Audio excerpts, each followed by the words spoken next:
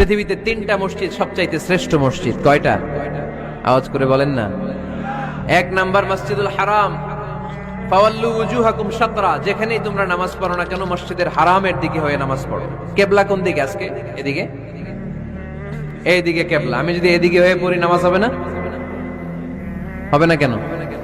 কারণ কিবলামুখী হয়ে নামাজ পড়া ফরজ। চিল্লায় বলেন ঠিক কিনা? মসজিদুল হারাম পৃথিবীর প্রথম মসজিদ। ওখানে একটা ঘর আছে, ঘরটার নাম হলো কাবা।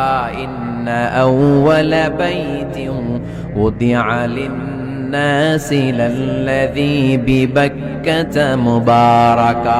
এই পৃথিবীর প্রথম ঘর, যেই ঘরটা স্থাপিত হয়েছে বাক্কা শহরে।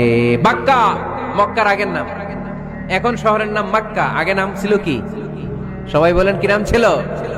বাক্কা। এটা পৃথিবীর আদি ঘর।